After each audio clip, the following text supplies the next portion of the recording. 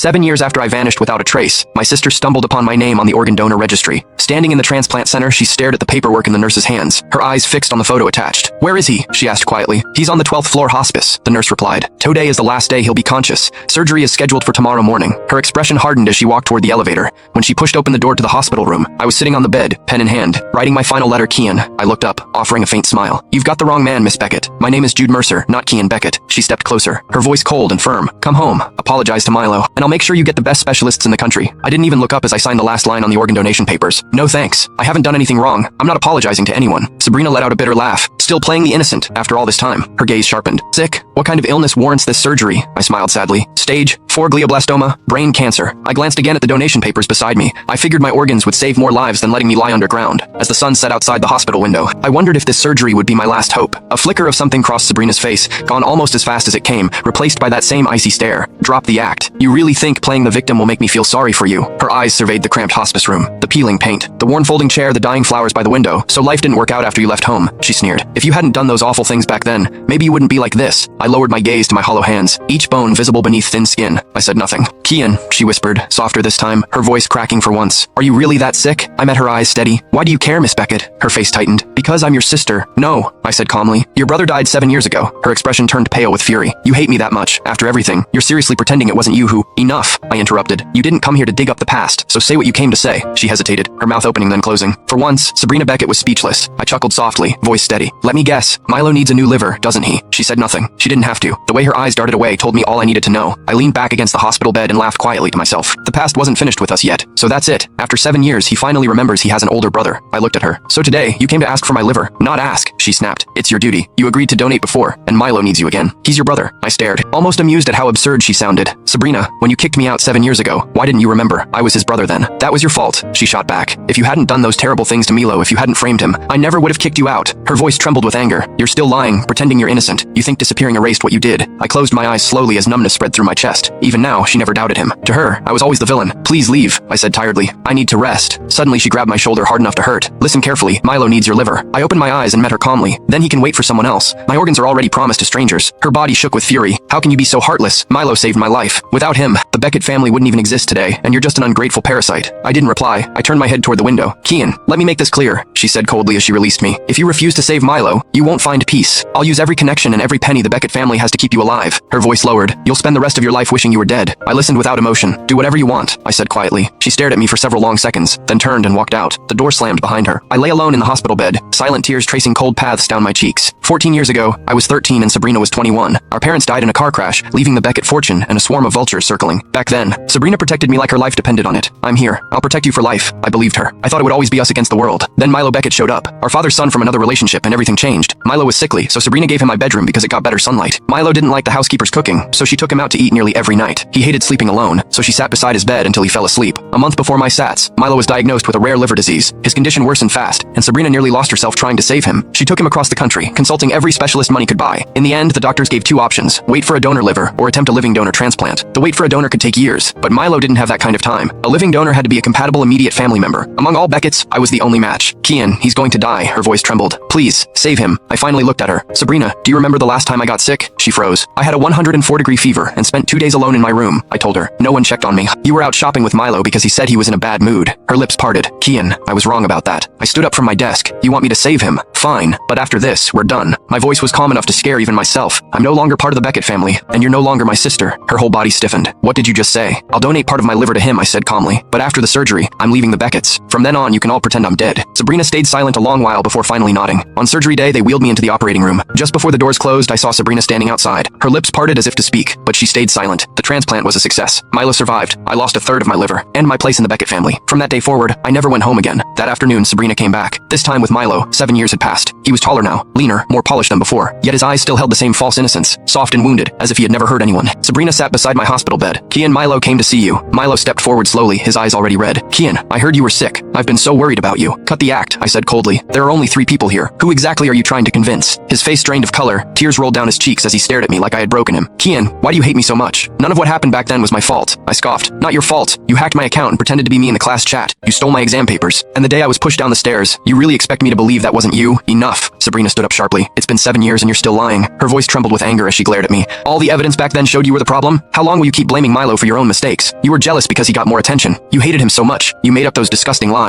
Each word twisted the knife in my chest deeper. I met her gaze steadily. Sabrina, are you really sure I'm the liar? Of course, she said coldly. Everyone, teachers, classmates, they saw how you treated him. You bullied Milo because you were jealous. I closed my eyes. There was no use arguing anymore. She never trusted me. Just then, Milo stepped closer and gripped my hand. I know you hate me, but when Sabrina told me you were sick, what he was about to say hung uncertainly in the air. I was devastated. If you need money for treatment, I'll give you everything I've saved. I jerked my hand away. Milo, spare me the performance. Find someone who still believes it. Then I turned to Sabrina, my voice flat. You came here for one reason. Let me be clear. I'm not giving him my liver. I'd rather donate it to a stranger than save him again. Sabrina's face went ice cold. Kian, how can you be so heartless? Heartless. I met her gaze. 7 years ago. I gave him 1/3 of my liver, and what did I get in return? You threw me away like trash. I let out a bitter laugh. Now suddenly I exist again. Tell me, Sabrina, why should I save him a second time? That was your fault. She snapped. Fine. I nodded slowly and glanced at Milo. Maybe it's his fault too. People reap what they sow. Sabrina trembled with rage. She grabbed my collar and yanked me close. Don't push me, Kian. I held her eyes steady. What are you going to do? Hit me? Hurt me? A faint smile touched my lips. I'm dying anyway. Do what you want. Her fingers trembled against my shirt. After a tense moment, she let go and took a slow breath. She asked again, Kian, one last time. Are you saving Milo or not? Number. Fine. A cold smile spread across her face. Don't blame me for what happens next. She pulled out her phone and made a call. Do it. Just like I told you before, Sabrina said coldly. My heart sank. What are you trying to do? Nothing. She slipped her phone away. Since you're so determined to donate your organs to strangers, I'll make sure those strangers never get them. I stared at her. She continued, voice sharp. I'll have the hospital cancel your donor consent. Then I'll use every resource the Beckett family has to keep you alive. Her eyes hardened. You'll suffer until you agree to save Milo. I snapped. You're insane. You forced my hand, she shot back. Kian, you're too selfish. Because of your pride and grudges, you'd rather hurt innocent people. Her tone dropped colder, just like you were back then. Cruel to the bone. With that, she took Milo and left. I lay in bed, shaking with rage. That night, someone from the hospital came to inform me my donation surgery had been cancelled. We received a report questioning your mental state, the staff explained. Because of this, you may not be fit to decide on donation. We need to reassess your condition over at least a month. The next day, I was transferred to the best private hospital in Austin.